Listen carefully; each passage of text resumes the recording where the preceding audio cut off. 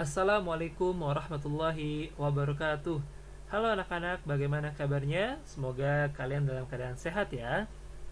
Oke, kali ini kita masuk ke subtema 3, anak-anak menyayangi tumbuhan. Nah, coba kalian perhatikan apakah di lingkungan kalian, di lingkungan rumah kalian ada banyak tanaman seperti pohon, bunga, dan yang lainnya. Lalu, mengapa kita harus menanam tanaman di lingkungan sekitar kita? Nah, kenapa nih anak-anak kita harus menanam tanaman di lingkungan rumah kita atau lingkungan sekolah kita? Nah, jadi tanaman memiliki banyak manfaat. Nah, tanaman dapat menjadi hiasan sehingga lingkungan menjadi terlihat lebih asri, teduh, enak dipandang. Nah, tidak hanya sebagai hiasan, tanaman juga dapat menyaring udara anak-anak sekalian. Jadi, agar udara kita menjadi bersih saat diserap atau dihirup oleh manusia. Jadi tadi ya, apalagi kalau kalian perhatikan pohon ya, kalau kalian siang hari kalian berjalan lalu di bawah pohon rasanya teduh ya anak-anak. Ada oksigen yang keluar dari pohon.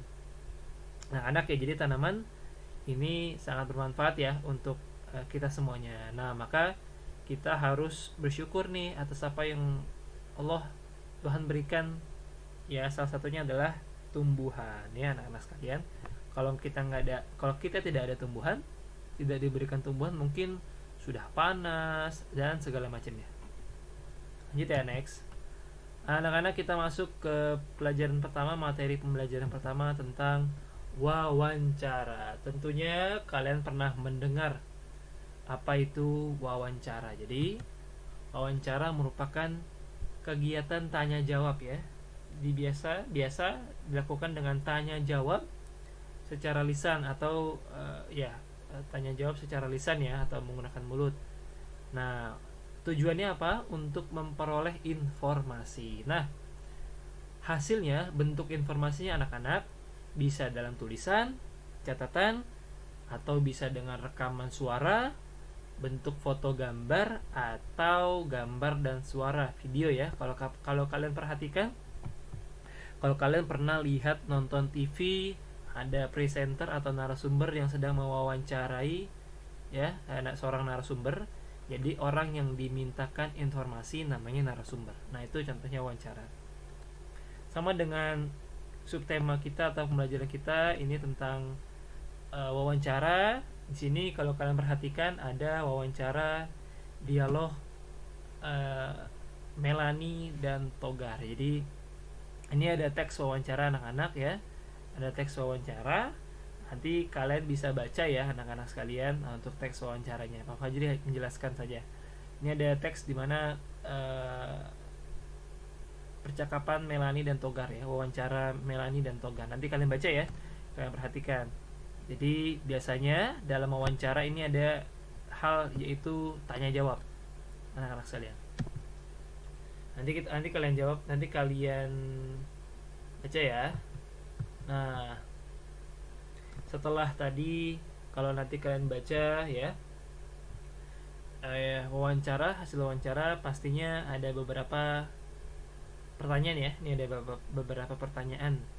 Kalau kalian perhatikan ya di halaman 105 dan 106.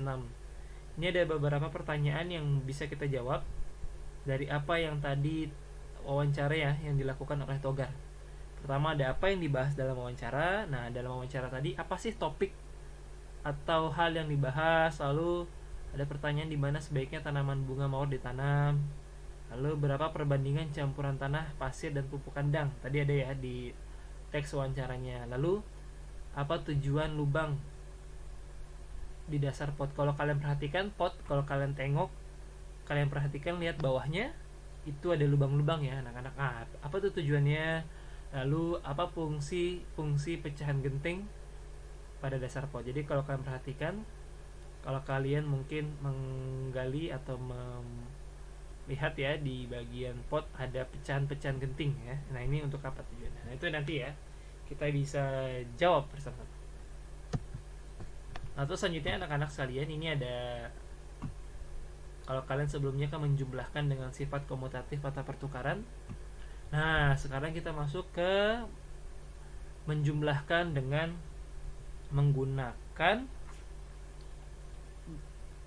garis bilangan. Nah, ini ada garis bilangan ya. Jadi ada banyak cara untuk dalam penjumlahan, salah satunya dengan menggunakan garis bilangan. Ditandai dengan garis lurus ya anak-anak sekalian, lalu ada titiknya, ada titik-titik ya. Nah, nanti Pak Fajri akan coba jelaskan. Nah, ini ada contohnya ya. Nah, Pak Fajri akan coba contohkan ya anak-anak bagaimana cara menjumlahkan dengan menggunakan garis bilangan. Nah, anak-anak, ini ada contoh bagaimana cara menjumlahkan menggunakan garis bilangan. Anak-anak, dalam garis bilangan yang kita akan kerjakan ini diawali dengan angka 0, lalu kita buat garis, kita tarik ke kanan. Ini ada contohnya sampai angka 13. Nah, anak-anak, jadi kalau menjumlahkan itu, penjumlahan dengan menggunakan garis bilangan, maka arahnya itu ke kanan. Jadi ke kanan ya anak-anak ya. Nah, kita coba akan menjumlahkan.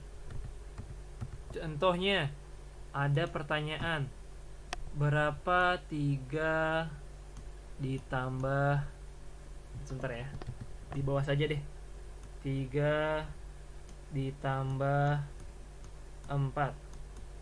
Nah, berapa ya? Oke, bagaimana caranya anak-anak? Pertama, angka pertama ini 3. Maka kita tarik garis dari 0, kita tarik ke atas dulu ke angka 3. 1, 2, 3. Nah, ini ya. Atau kita bisa menggunakan gelombang. 1, 2, 3. Nah, garis pertamanya sampai sini. Nah, pertanyaannya ditambah 4. Maka dari garis 3 ini anak-anak, kita tarik ke atas, lalu kita tarik ke samping. Kita menggunakan gelombang deh, kita menggunakan gelombang. Kita tarik ke kanan, kita longkap 4 ya. 1, 2, 3, 4. Ternyata 3 ditambah 4 sama dengan 7. Kita bisa bikin tarik garis ke sini ya. Nah, ternyata 3 ditambah 4 sama dengan 7. Nah, jadi begini anak-anak ya. Pertama, kalian letakkan ke arah angka yang dijumlahkan pertama. Lalu angka bilangan pertama dijumlahkan dengan bilangan berapa? Nah, itu hasilnya. Contohnya lagi ya, contoh lagi. Coba contoh lagi, ada pertanyaan. Ada pertanyaan nih anak-anak. Pertanyaannya, berapakah jumlah 5 ditambah 4? Gini, oke. Nah, caranya sama. Kalau menggunakan garis bilangan, kita dari 0, perhatikan selalu dari 0 ya. Kita tarik ke angka 5. Mana angka 5? Boleh kita menggunakan gelombang ya. 1, 2, 3, 4, 5. Oke, 5 ditambah berapa anak-anak? Ditambah 4. Oke, dari titik 5 kita geser ke kanan. Ingat, kalau tambah itu arahnya ke kanan, garis panahnya. Maka kalau tambah kita geser ke kanan. Kita tambah 4 ya. 1, 2, 3, 4. Ini kan 1, 2, 3, 4. Ternyata 5 tambah 4 sama dengan, di garis bilangan, 9. Tambah 4 dengan 9. Nah, ini anak-anak cara penjumlahan menggunakan garis bilangan. Jadi kalian bisa coba ya. Nah, anak-anak, kali ini kita akan mempelajari mengenai tentang peran di dalam keluarga ya. Kita sangat merindukan ya keluarga kita, anak-anak. Jadi setiap orang itu memiliki kewajibannya masing-masing. Nah, setiap orang ya punya kewajibannya, dan hal ini ya, kewajibannya sesuai dengan perannya masing-masing. Jadi peran ya, tugas yang dimiliki oleh setiap orang harus dilaksanakan dengan tanggung jawab. Nah, contohnya kalau dalam keluarga ada ayah ya, berperan sebagai kepala keluarga. Beliau mencari nafkah ya untuk keluarga. Ayah juga melindungi dan mendidik keluarganya. Lalu juga ada ibu ya, berperan mengurus rumah tangga. Beliau juga berkewajiban mengatur rumah tangga ya, mendidik, membimbing kita, membimbing anak-anak ya. Lalu ada anggota keluarga yang lainnya, ada kakak, ada adik, ada anak ya, anak ya, banyak kewajibannya, harus patuh kepada kedua orang tua, lalu juga bersekolah, lalu juga harus giat belajar, membantu kedua orang tua, membantu di rumah dan yang lainnya. Contohnya ya, sebagai anak membantu orang tua mencuci, mengepel, mencuci piring kalau kalian bisa, menyapu, lalu membantu ibu di dapur ya. Banyak hal yang kita bisa bantu orang tua kita di rumah. Jadi anak-anak, anak hebat, anak berbakti itu anak yang punya tanggung jawab dan membantu orang tuanya apapun tugasnya. Misalnya diminta tolong nyapu, lalu juga diminta tolong untuk pergi belanja ke warung depan yang dekat dari rumah, yang dekat ya, ingat ya, yang dekat, yang misalnya seberang rumah. Nah, misalnya ibunya sedang sedang masak atau sedang setrika dan segala macam, kita harus bantu ya anak-anak. Jadi anak-anak sekalian, kita punya tugas dan tanggung jawab masing-masing. Ini juga ada contoh di halaman 114. Ini ada keragaman peran dalam keluarga. Jadi di dalam keluarga pun kita beragam ya, memiliki beragam peran dan tugas. Ini ada contohnya ayah. Nah, nanti juga mungkin kalian bisa memberikan contoh-contoh ya, peran dalam keluarga. Contohnya kalau ibu, perannya sebagai apa? Oke, sebagai ibu rumah tangga.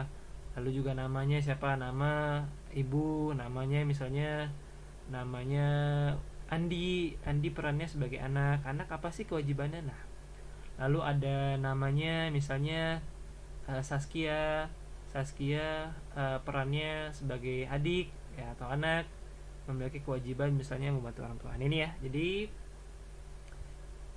kita memiliki peran dan tugas masing-masing ya. Kayak Pak Fajri ya, sebagai seorang guru, ini punya tugasnya yaitu mendidik, mengajarkan dan yang lainnya, masih banyak. Oke, kita lanjut ya. Mudah-mudahan kalian masih bisa semangat. Nah, ini anak-anak, jadi kalau kita mengulas kembali tentang wawancara, jadi wawancara adalah kegiatan bertanya jawab. Tadi Pak Fajri telah jelaskan ya, dengan orang yang ditanyakan atau diwawancarai, yaitu narasumber. Nah, bagaimana sih tips-tips atau cara untuk melakukan kegiatan wawancara? Pertama, kalian harus menentukan apa sih topik atau judul yang mau kita wawancara. Misalnya kamu mau wawancara tentang tumbuhan, manfaat tumbuhan. Nah, lalu yang paling penting kalian awalnya kalian buat yang namanya daftar pertanyaan ya anak-anak sekalian, daftar pertanyaan. Lalu setelah daftar pertanyaan, menentukan siapa yang ingin diwawancara. Ini ada contoh wawancara dengan teman-teman ya, dengan temanya cara merawat tanaman anggrek. Nah, ingat ya, sebelum wawancara buat daftar pertanyaan. Kalau lebih bagus lagi, ada recorder atau direkam ya suaranya ya, agar kita ingat. Kadang-kadang kalau kita ingat saja tanpa menggunakan misalnya ya direkam, kadang ada hal yang lupa. Nah, lalu buat yang namanya susunan ya, susunan wawancara. Ini contoh ya anak-anak, contoh cara-cara melakukan kegiatan wawancara. Next. Nah, kalau ini ada kegiatan mengayunkan lengan, membungkukkan badan. Nah, ini nanti ada contohnya dalam video yang nanti akan Pak Fajri berikan ya anak-anak sekalian. Oke, itu saja nanti Pak Fajri berikan ya. Itu saja anak-anak sekalian, semoga dalam keadaan sehat selalu. Wassalamualaikum warahmatullahi wabarakatuh.